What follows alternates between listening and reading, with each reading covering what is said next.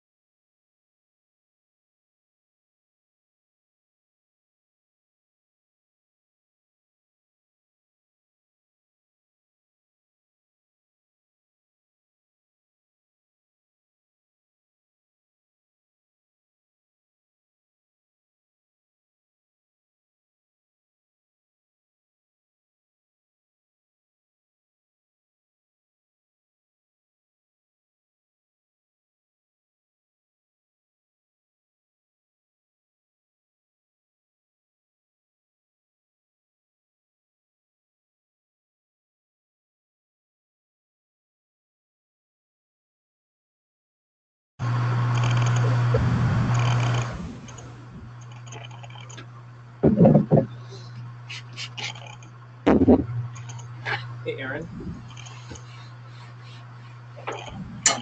I'm going to send over my card.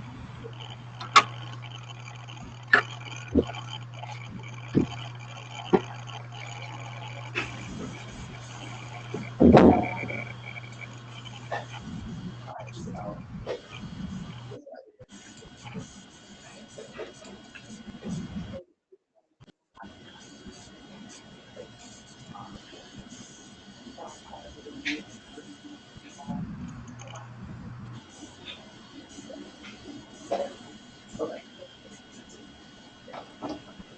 You got this now. Okay, cool. Yep.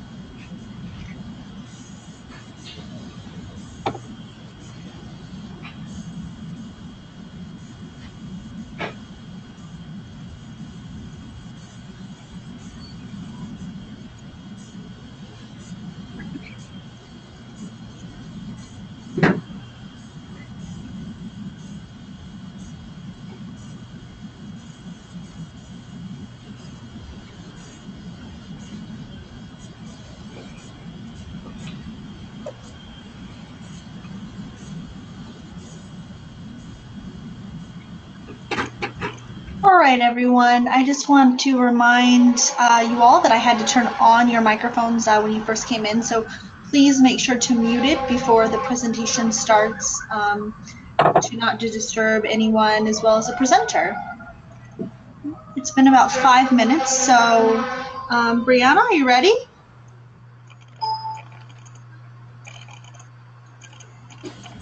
Brianna, are you ready? I am. Perfect. With that being said, I'm going to go ahead and change it over to you so we can begin the presentation. There we go. Perfect.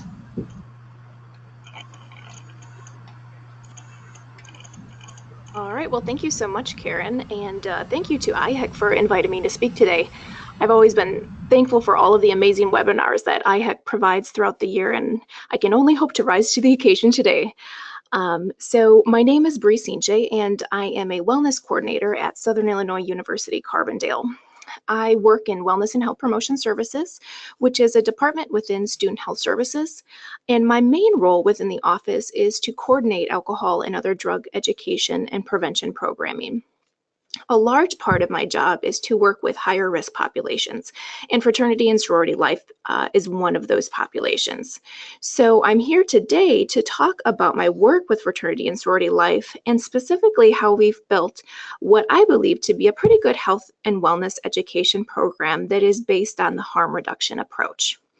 So I've worked in alcohol and other drug field for approximately 6 years, some of those years in the nonprofit sector, and then the rest in higher education.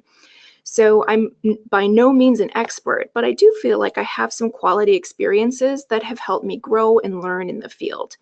So I plan to share Southern Illinois University's experience today in the hopes that I might spark some new ideas for you and your programming on your campuses, or in the very least, help confirm that what you're doing is moving in the right direction. So I briefly mentioned what I hope for you to get out of this webinar, but here are some more formal objectives. The first one is to identify common challenges of implementing alcohol and other drug education within fraternity and sorority life.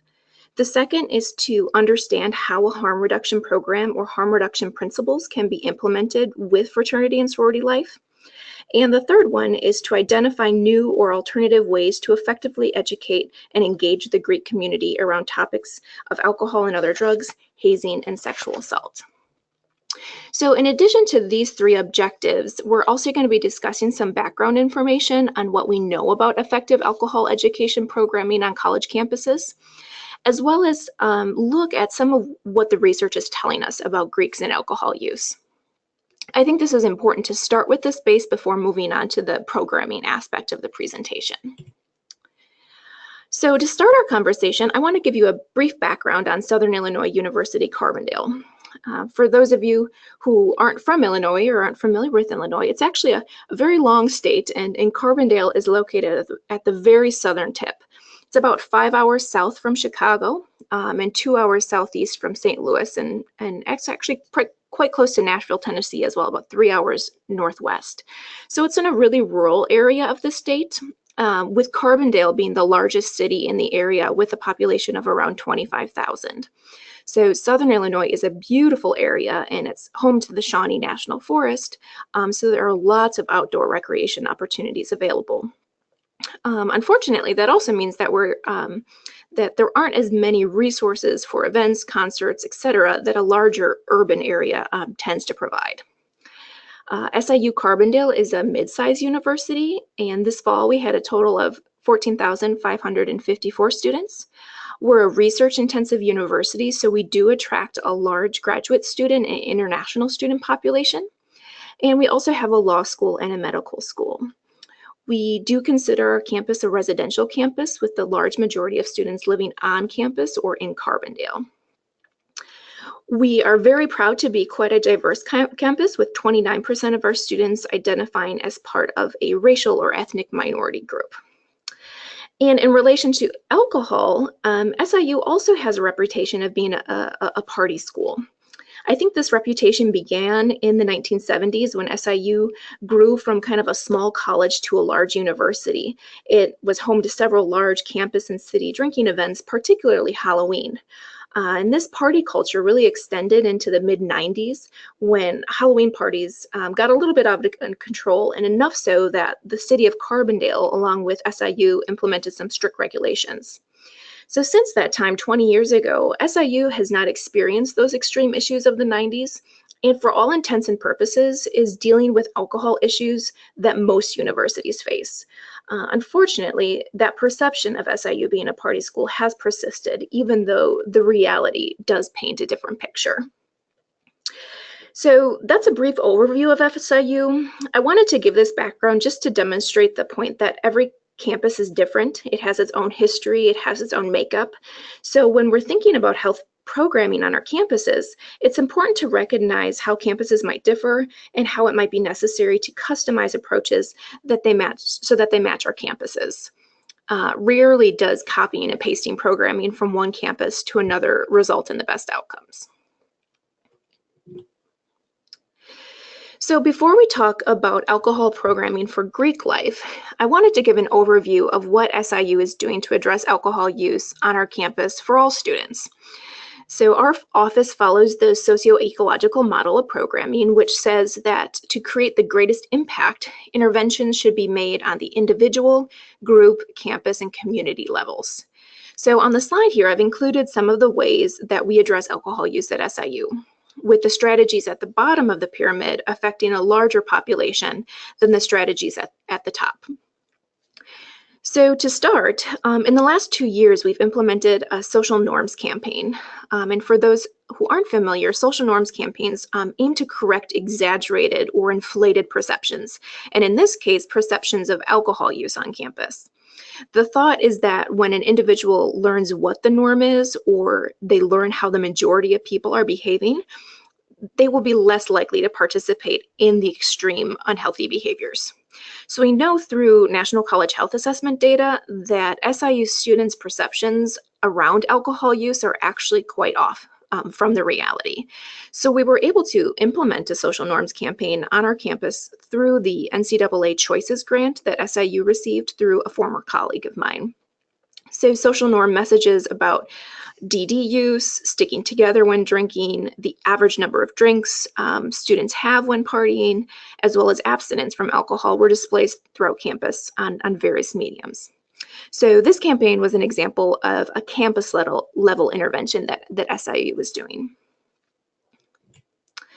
Next, we have harm reduction messaging. So this is really important because, specifically for this webinar, because harm reduction is the main philosophy behind all of the Greek life programming that we do. The title of the webinar is Creating a Comprehensive Harm Reduction Program for Fraternity and Sorority Life. So what is harm reduction? Well, the modified version of the definition from Harm Reduction International is harm reduction refers to policies, programs, and practices that aim to reduce the harms associated with various behaviors and people who are unable or unwilling to stop the behavior. The defining features are the focus of the prevention of harm rather than on the prevention of the behavior itself. So in simple terms, it's implementing strategies to reduce the inherent risks of a behavior.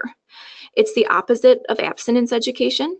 And while abstinence is oftentimes provided as an option, a harm reduction approach assumes the individual has made the decision to engage in a behavior and then works to provide strategies to reduce risk. So harm reduction approaches have traditionally been applied in alcohol and other drug field, and the quintessential example would be needle exchange programs for injection drug users. But the harm reduction approach can be applied to other topics as well.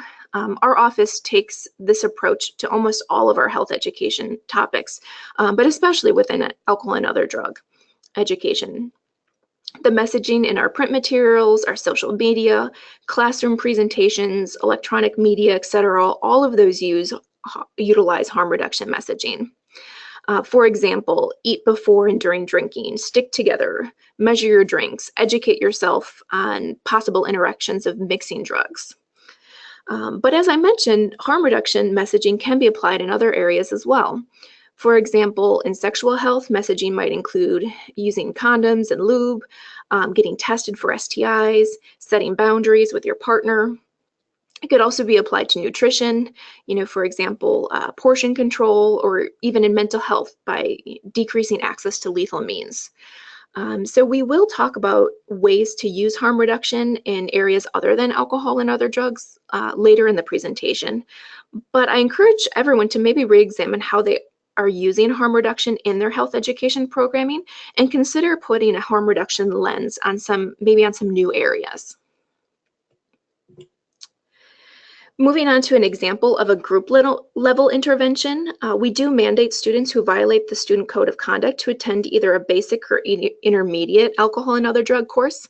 And these courses are taught in groups, and we address alcohol and marijuana use, as well as consent, bystander interventions, just to name a few. So these groups utilize aspects of motivational interviewing, empowerment approach, and of course, harm reduction. And then an example of an individual level intervention would be the use of BASICS, which is brief alcohol screening and intervention for college students. I'm sure many of your colleges use this tool, as research has shown it to be quite effective when used fully as a program. Our students who have repeatedly violated the Student Code of Conduct or have high-risk AOD behaviors are sent to work with a counselor individually for approximately 3 sessions. And finally, at the top of the pyramid, we have mandated assessments for students who may have been transported by EMS, were hospitalized, or found unconscious, just to name a few. These students also work one-on-one with a counselor. So these are just some examples of how SIU addresses alcohol use on campus. As I mentioned, our office tries to be cognizant of the socio-ecological model and provide interventions on all levels. But we do recognize that some of the environmental strategies often do come with more barriers than the individual ones. So speaking of barriers, I did want to mention that a great resource that I'm sure many of you are familiar with is the College AIM Alcohol Intervention Matrix, which is published by the National Institute on Alcohol Abuse and Alcoholism. So that's what the cover page is on the slide there. So this document is an essential tool for any alcohol programming coordinator. It lists most alcohol interventions by level, meaning individual, group, or environmental, and then lists what research says about its effectiveness, how expensive it is, how many barriers you might encounter. So it's a really great resource to use to evaluate your current programming to see if you're using evidence-based or evidence-informed practice, and if there are more effective options available to you. So I encourage those of you who don't have a copy to go online and download it from the NIAAA's website. All right, so we all recognize the need to provide alcohol programming on college campuses, but some populations on college campuses are more likely to use alcohol in high-risk ways. Fraternity and sorority life is one of those populations. So why does fraternity and sorority life tend to be a higher risk population? And I think there are multiple ways to answer that question, but Lori Scott Sheldon et al. Did a great job outlining some of the issues in their systematic review and meta-analysis of alcohol interventions for Greek life that was published in 2016. They described several determinants that might explain why Greeks drink alcohol in high-risk ways. And so I've outlined a couple of them here on this slide. One way would be to look at how alcohol is integrated into important aspects of Greek life. For example, Greek letter organizations are typically social organizations, and alcohol is part of social life for many people. So Greek functions, parties have alcohol, initiation, pledging, and hazing rituals oftentimes incorporate alcohol.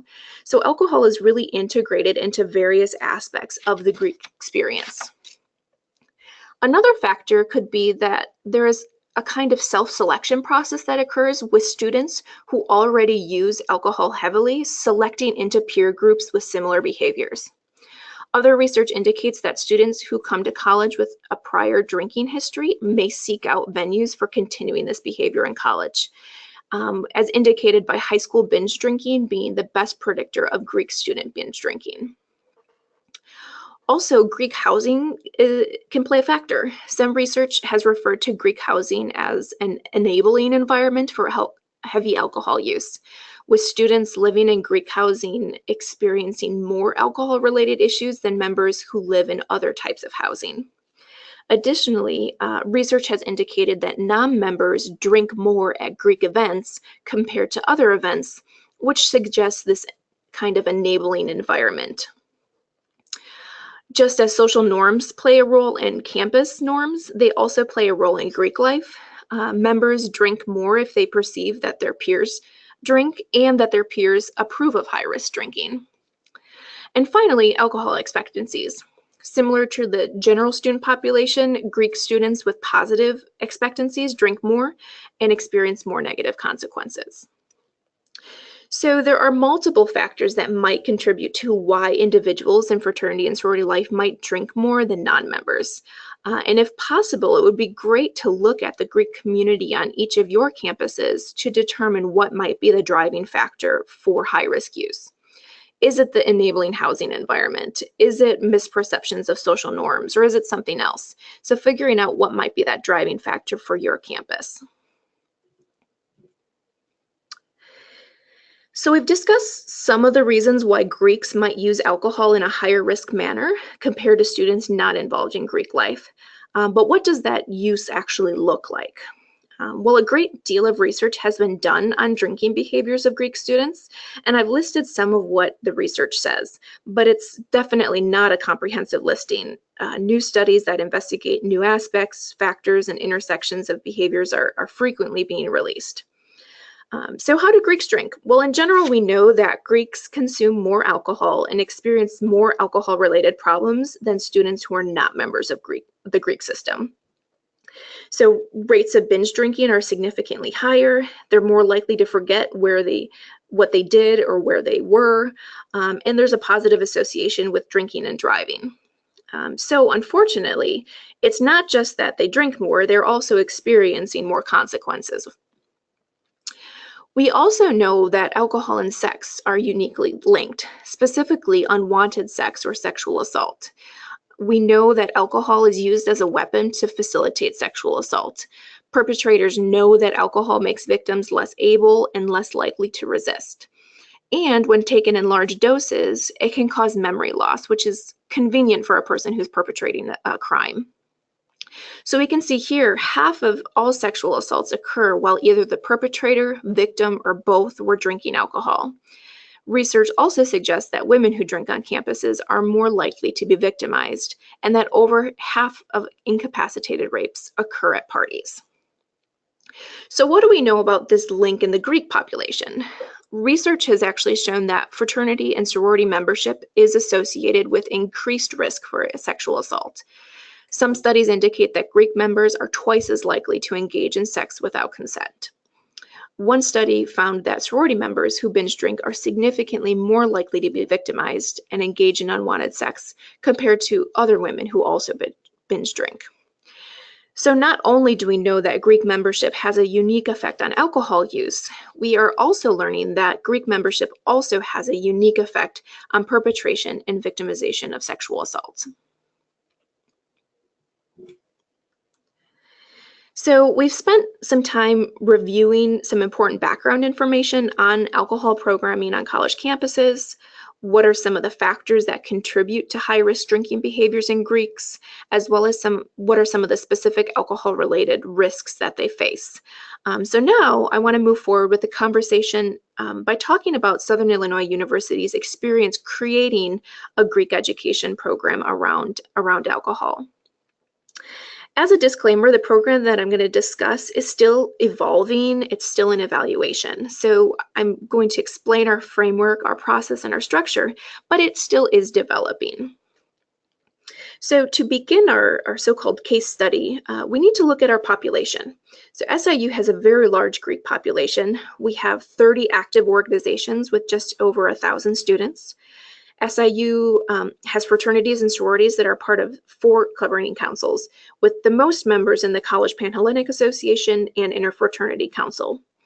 We also do have good representation in our Multicultural Greek Council and our National Panhellenic Council, but these chapters tend to be much smaller in size. Just like Greeks across the nation, SIU Greeks are highly involved in philanthropic activities and are highly engaged in campus activities and leadership roles. When I came to SIU, specifically to this office about 3 years ago, my office, Wellness and Health Promotion Services, had already been working with fraternity and sorority life for many years. And to my knowledge, the type and amount of programming varied year to year.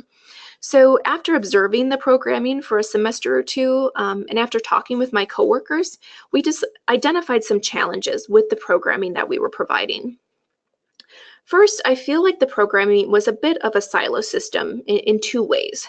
First, that the health and wellness topics weren't viewed as or approached as part of the Greek experience. They were just something extra that they had to do to check a box. It wasn't really integrated in any way into their Greek system. And second, that the health topics we were discussing weren't intentionally integrated. They were presented as if each subject was a standalone issue or topic. So that is something that we definitely directly tackled when we started to rework our Greek programming. Another challenge that we faced was participation. I think that is something that people across higher education are trying to figure out. Participation and engagement in programming. Our particular issue was that much of the programming was reliant on chapters reaching out to us. There were some ways in which Greeks were required to come to some of our programming, but the majority of it relied on students recognizing the need and then reaching out to us. On that note, we also faced challenges when chapters did reach out, as it tended to all be at the same time, at the end of the semester when they needed to turn reports into their national organizations. So we would get multiple requests within a week, and with decreasing numbers of staff, we weren't able to meet that demand.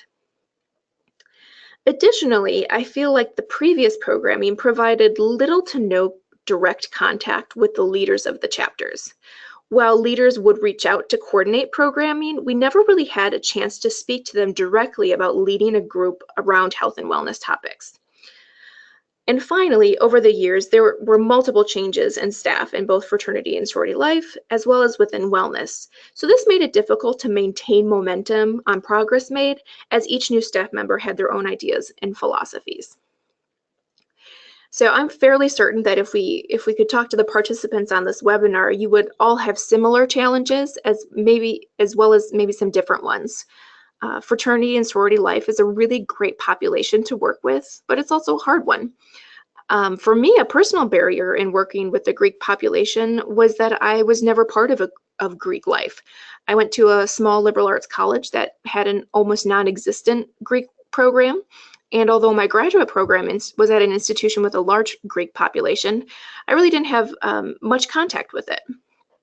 So when I arrived at SIU, I didn't know that there were different types of chapters, governing councils, national standards, let alone what the purpose of Greek life was beyond what I saw in the movies. So I personally had a lot of learning to do.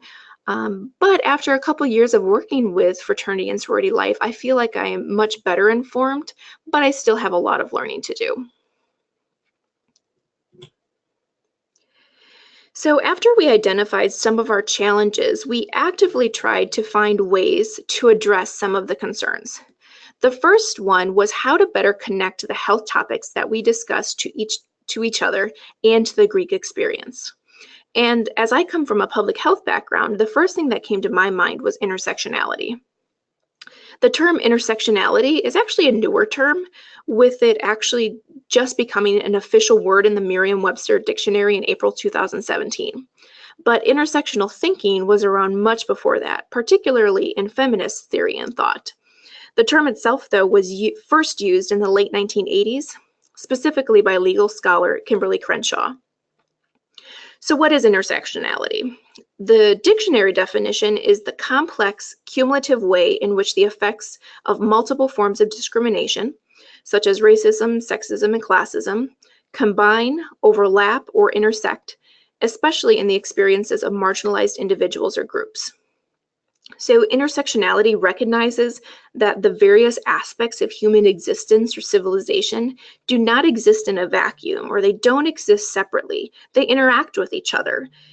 We don't experience our race, our ethnicity, gender, age, class, sexual orientation, country of origin, etc. We don't experience those as isolated experiences. They all intersect to create a complex experience. So how does this relate to alcohol education? Well, intersectional thought and theory has moved beyond feminism and can be applied in many fields, including politics, education, healthcare, and health education. So, for example, when we educate students about alcohol and other drugs, we shouldn't isolate the topic. We shouldn't address the alcohol or other drug use by itself, because that's not how students are experiencing alcohol and other drug use. It doesn't happen in a vacuum. When they drink, they're making decisions about sex, they're communicating with romantic and non-romantic partners, they're making nutritional decisions, they're maybe using it as a coping strategy or are using it along with mental health concerns. So it's important to recognize this reality when educating students on alcohol.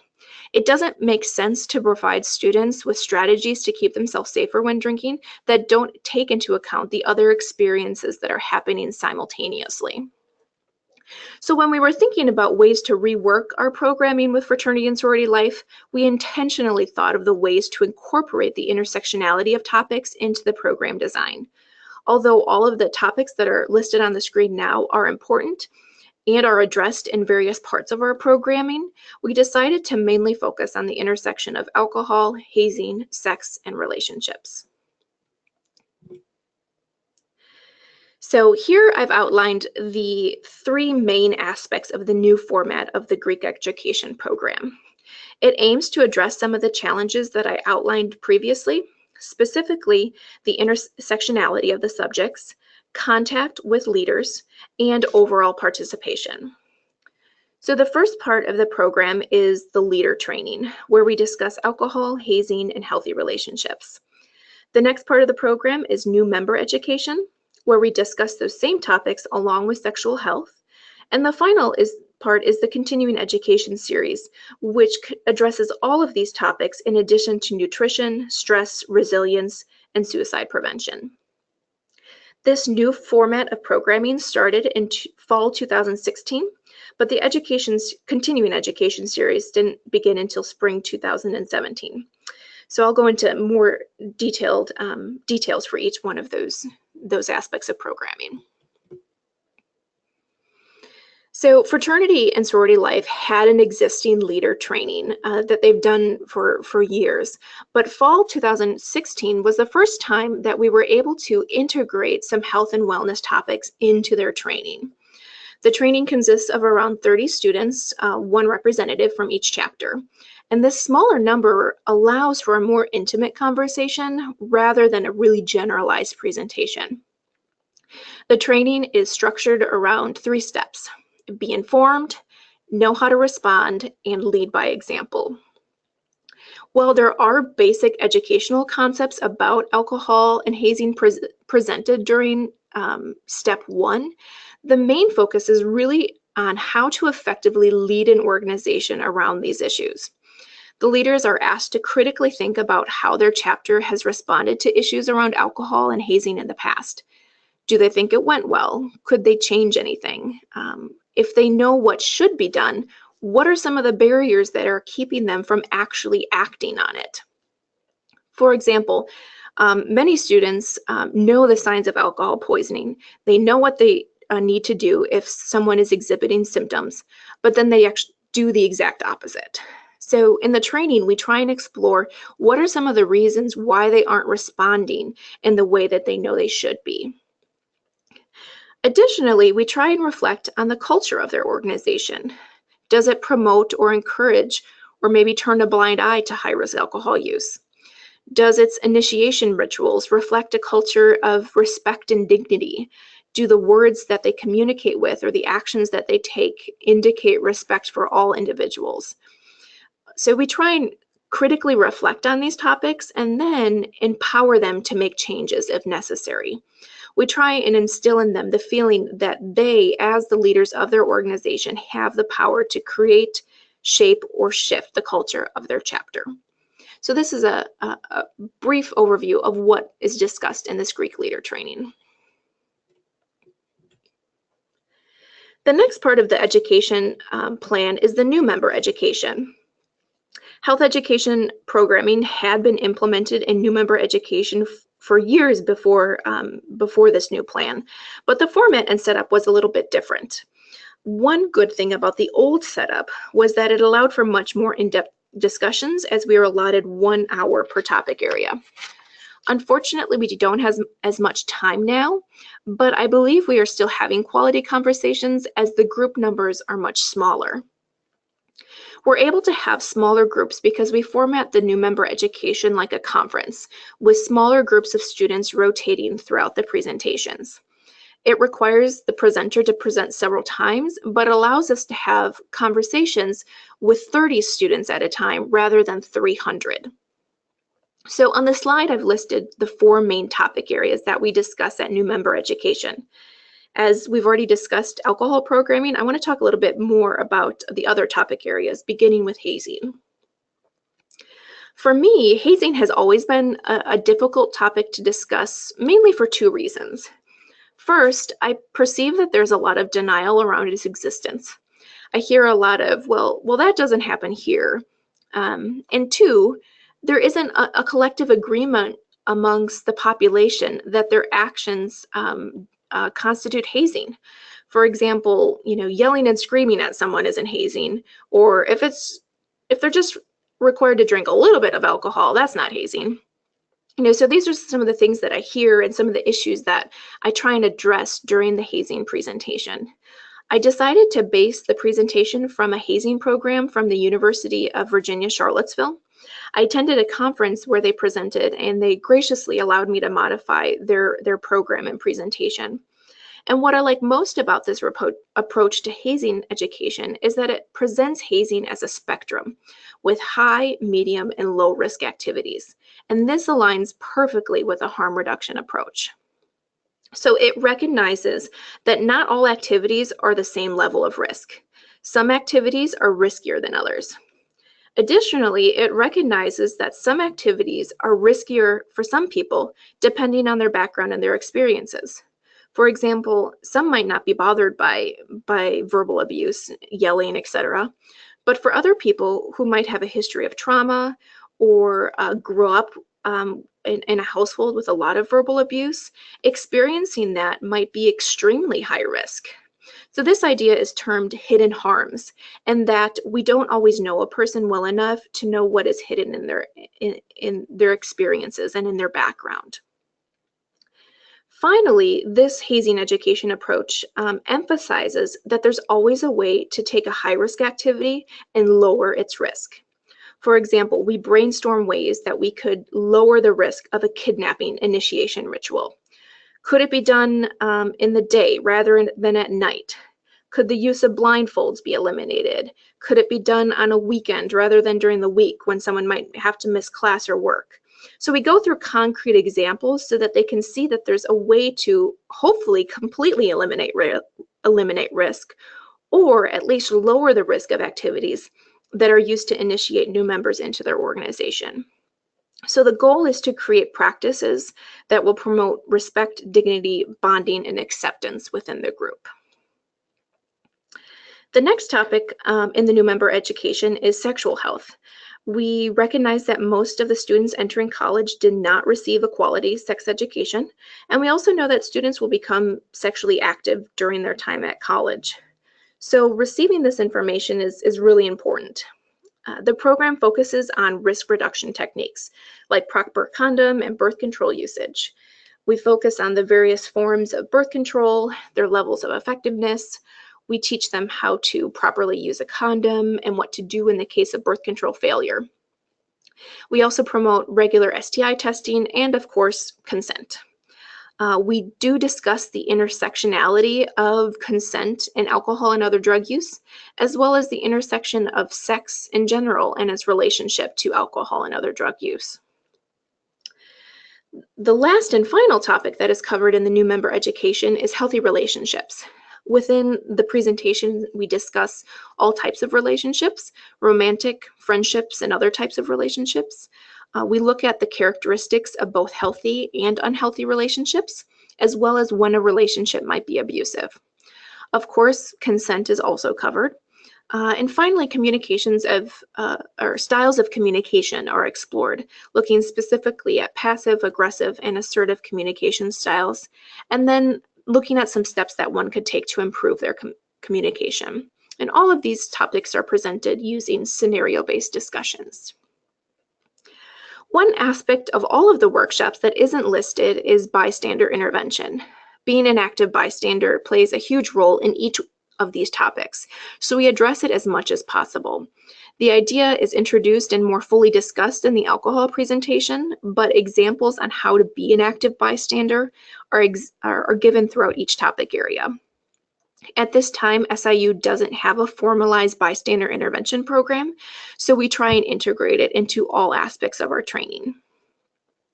The other topic that overarches and intersects all of the presentations is alcohol. So alcohol plays a large role in each of these areas, mainly by increasing risk. So we are sure to discuss how it specifically affects each of these areas. So that's our new member education. The third and final part of the Greek education plan is the continuing education series.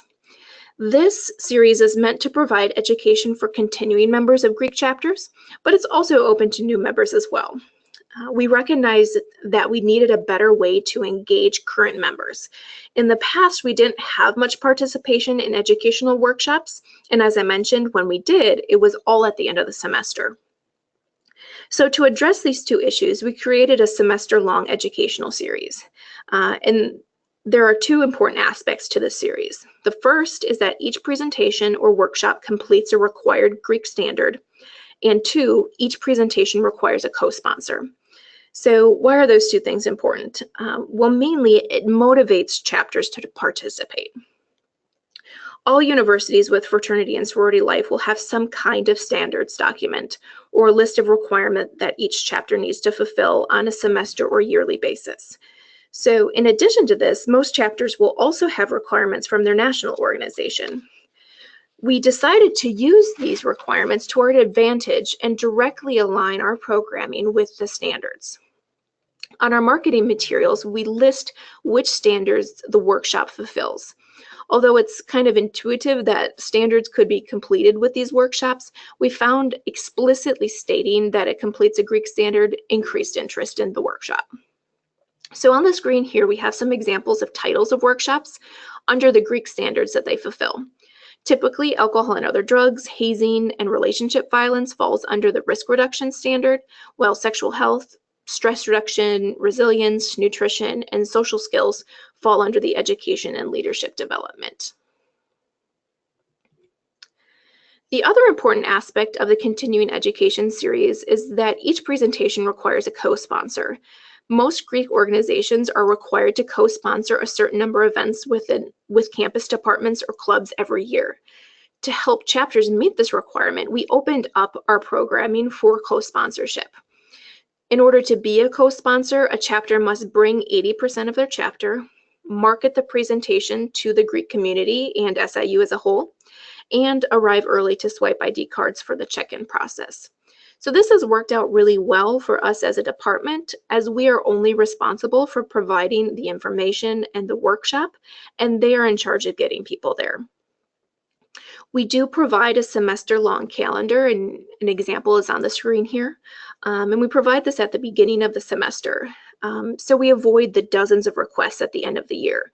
We do allow chapters to request other presentations throughout the year, as long as they're on a topic that we don't have included in the continuing education series. And we've actually gotten many requests this way, just as students learn about all of the different possibilities that they have available to them after attending one of our continuing education series presentations. So this education series has been going on now for 3 semesters. In this spring 2018 semester, we collaborated with our our Center for Learning Support Services to provide additional programming on study and test-taking skills. And this has been really well received, and I imagine we're going to continue to incorporate this type of programming in the future. All right, so now that we've discussed all of the different aspects of the Greek education programming, I'm going to briefly discuss how we evaluated our efforts. During the time that we implemented these changes to Greek education, my office, Wellness and Health Promotion Services, made some changes to the way that we evaluate our programming. So this means that although most of our programming was evaluated similarly, not all of it was. So to begin, let's take a look at the Greek leader trainings. For this program, we did a qualitative analysis that looked at salient themes. As you can see, we asked students questions around the 3 steps that we discussed during the training: educate, respond, and lead. For the first question, what is one thing that you learned today that you think is important to educate or discuss with your members? The most salient theme in 2016 was the newly implemented medical amnesty law. At that time, the law had only been in place for about 2 to 3 months, so it was brand new and students were unaware of its existence. In 2017, the most salient theme was knowing the signs of alcohol poisoning. For the second question, how will you change how you respond to difficult situations in the future? In 2016, students reported that changing how they respond by actually knowing the signs of alcohol poisoning and then by being more proactive. Students cited situations involving alcohol in the past where they just assumed things would be fine, and now they recognize that they need to respond proactively in those situations. Some students even reported that they've just been plain lucky that nothing has happened in the past. And that corresponds with the most common theme of 2017, which was actually calling 911 in times of emergency. So being proactive in those situations. For the final question, what is one way that you can lead by example? In both 2016 and 2017, students recognized that one of the best ways to lead by example is to examine their own drinking behaviors and then practicing what they preach. So these results really helped inform and focus our future trainings. So as we move forward and plan for next year, we will definitely be focusing more on how to respond in cases of emergency. For example, when you're unsure of the severity of a situation, what do you do? We're going to try and dig deeper into the perceived barriers for reaching out for help. And finally, we're going to continue to discuss how to change the culture of a chapter and how many times that can start by just examining your own drinking behaviors. The next part of the series was the new member education. We evaluated this programming through a post-workshop survey that looked at workshop quality, outcomes, as well as the presenter. Students rated each question on a scale of excellent or strongly agree to poor or strongly disagree. Those were converted into numbers, with 4 being the highest rating. And the ratings here are the averages of all of the topics combined. So as you can see, we have some pretty positive results, with all areas receiving a 3 or higher. The highest score was presenter explained new ideas or strategies from the session well, and the lowest score being relevance to your personal professional development. So this tells us that as we move forward, we need to do a better job communicating or framing the issues in a way that students recognize the importance to their personal life or for their professional development.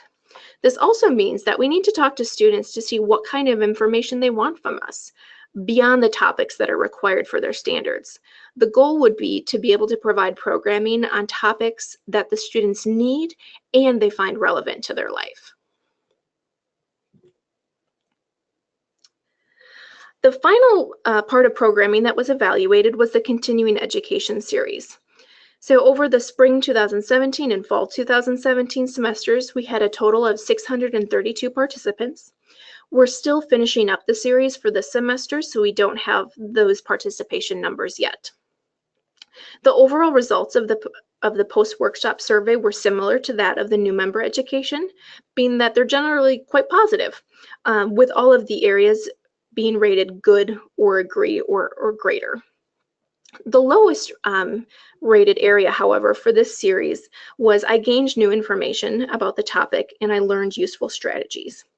For me, that's definitely something that we need to look at and figure out how to address. We want students to be learning new information and skills in all of our programming. And I think learning useful skills, in my opinion, might be the most important outcome of all. But overall, the post-workshop survey results are positive and indicate that students, at least directly after the programming, are leaving with some new information, skills, perspectives, and have had a positive experience with our staff. So up until this point, we've really only been looking at shorter term evaluation methods that take place directly after programming. So this evaluation is definitely useful, but we also wanted to look at some longer term evaluation methods that might give us some information on actual behavior change. The National College Health Assessment is a really great way to do that, and I think many schools use this survey to help track health trends for their campuses. So for this analysis, we compared the Greek population from fall 2015 and fall 2017. Luckily, we have survey data from the semester before we started the implementing these changes, so we have somewhat of a baseline. For this analysis, I'm only looking at alcohol-related data, but the same could be done for any other topic areas that we address within our Greek education programming. The information here was obtained from a two-way factorial ANOVA. So ANOVAs are used to analyze the differences among the means of different groups and then determine whether or not those differences are significant. So the factors that we used to test this in this analysis included membership in a fraternity or sorority, and then the year of the survey, 2015 and 2017. So what did we find? For last 30 days of alcohol use, there was a statistically significant difference between members of fraternity and sorority life and non-members, with Greek members being more likely to have used alcohol in the past 30 days. When we looked at the year of the survey, there was no statistically significant difference between survey year, meaning that the likelihood of drinking within the past 30 days didn't change much from 2015 to 2017 for Greek students. For the next question, number of drinks last time partied, the results were similar. There was a statistically significant difference with members of Greek life and non-members, with members being more likely to drink more than non-members. Similarly, the year of the survey was not significant. For the last question, number of times drank 5 or more drinks in the last 2 weeks, we did see some interesting results. Again, like in the other two questions, significant results were found based on fraternity and sorority life membership, such that students in a fraternity or sorority more likely to have had 5 or more drinks in the last 2 weeks. But unlike the other questions, the year of the survey was also significant in this question. We saw a decrease in the frequency of binge drinking, with more students reporting drinking 5 or more drinks of alcohol at a sitting in 2015 compared to 2017. So this is movement in the right direction. We see that members of fraternity and sorority life are still using alcohol more and in a higher risk manner when compared to non-members, but we are seeing a bit of improvement in the frequency of binge drinking. So to me, one could consider this maybe one of the most important questions of all of them listed, as frequent binge drinking is associated with a host of negative consequences. Now, can we say that this decrease in frequency of binge drinking is directly related to our new programming? No, but I think it's reasonable to say that it's likely a big factor. So we are going to continue to monitor our National College Health Assessment data, and hopefully in fall 2019, when we implement the survey again, we're going to continue to see that downward trend. All right, so this brings us to our last slide. What are our future directions for the programming? I've listed a couple directions that I think are worth exploring.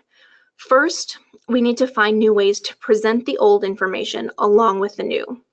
As we saw in our evaluations, students reported already knowing some of the information we presented in our continuing education series. They either learned it in New Member 101 or they got it from some other kind of source. That being said, I think it's important to do refresher courses. Much of the information that we present in these continuing education series is important enough to at least refresh annually, along with the new information. Additionally, we need to try and find the balance between engaging and entertaining. We've received suggestions to do wellness presentations that involve elaborate plans for games and activities, but we really haven't had much success in students actually retaining the information when they are presented in that way.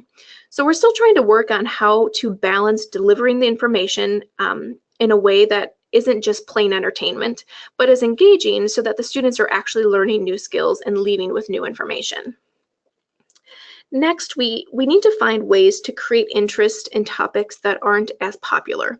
For example, in the past, we've had a hard time finding co-sponsors for our healthy relationship and domestic violence presentations. We have experienced some success in specifically targeting chapters that have philanthropic missions tied to those subjects, or scheduling the sessions during awareness weeks, but we still need to explore other ideas. We also need to engage our multicultural and our NPAN fraternities more. We've had slowly increased participation with our Latina and Black sororities, and they regularly co-sponsor presentations. But we haven't experienced success in engaging our multicultural and NPAN fraternities. So we need to assess how we can better serve the needs and the interests of those groups because our current programming isn't sufficient. It's not reaching that population. So I'm hoping to meet with some representatives from these organizations to discuss how we might better serve them. Finally, moving forward, we might consider incorporating the Sober Monitor training into the continuing education series. We do offer a Sober Monitor training, but it is unfortunately poorly utilized. Incorporating it into this new programming might be a way to increase visibility and participation. As I mentioned, SIU doesn't have a formalized bystander intervention training for all students, so I think the Sober Monitor training might be a good place to teach those skills. While we discuss being an active bystander in all of our trainings, we could more fully and completely discuss this and practice these skills during the Sober Monitor trainings. So these are just a couple thoughts on where we can take this programming. We are still in the process of fully evaluating the results of our new member education and our continuing education series, our survey results. So we might identify new areas for growth in the future. But overall, I feel like this new format of health education for our Greek students is moving us in the right direction. We are encouraged with the initial results of evaluation and hope to improve on the identified areas for the fall 2018 semester. And we've actually already set up some meetings with the new students who are going to be in Greek leadership roles to discuss the plans for the fall semester. So in conclusion, I think our intentional use of harm reduction principles and intersectionality of the topics has made the programming more relatable and, in the end, more beneficial for our Greek students. So that's the end of the presentation, but feel free to ask any questions, have any comments. I'd love to hear from some of the participants about ways that they have programmed for their Greek students in different ways that they're engaging that population. All right, we did get a couple of questions. So the first question is from Amanda Harvey, and she asked, when is the new member education provided? Do you do it over a certain amount of weeks, one day with varied times? So the new member education is provided approximately 6 weeks into the semester after the pledging and recruitment has happened. The way it currently works is that it's provided on a weekend, and there are 2 different weekends offered.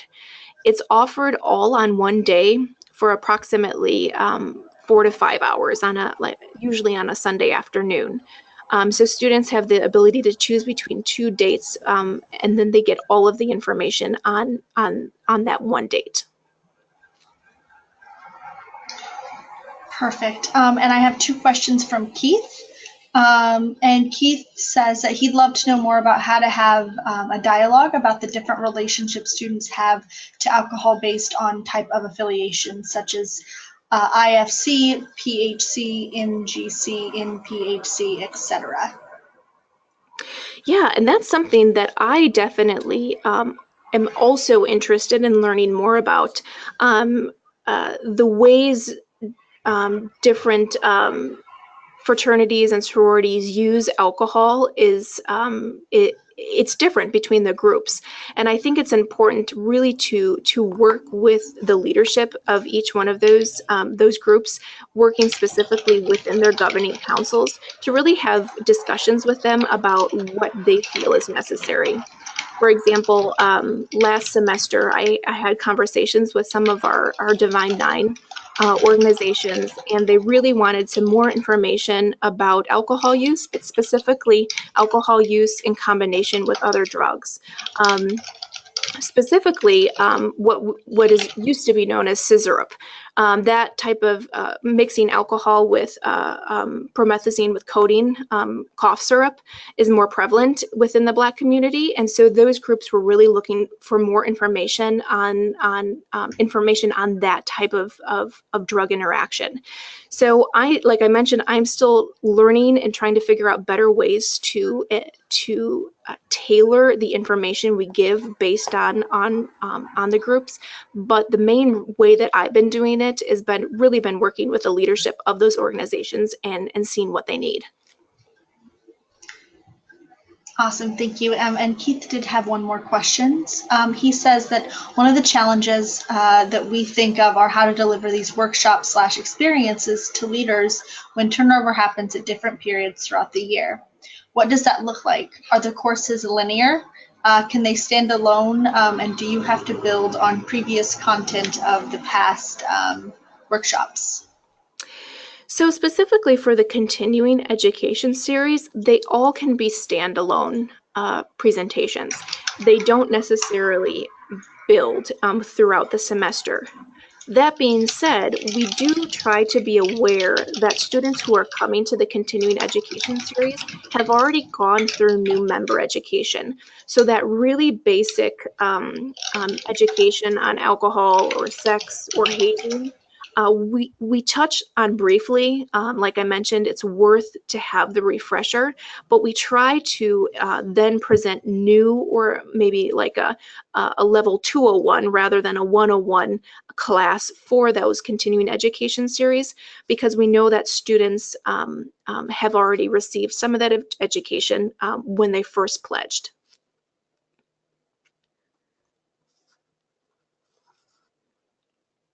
Awesome, thank you so much. Does anyone else have any other questions or follow up to those questions from the other attendees?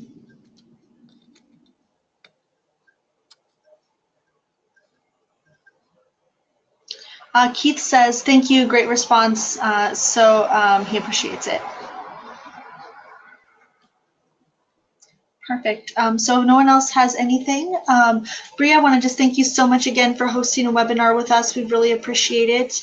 And I just want to tell everyone to have a great rest of your day. And if you have any other questions, please feel free to email me and I will send information along to Bria. Thank you so much. All right, thank you so much. Have a great day, everyone.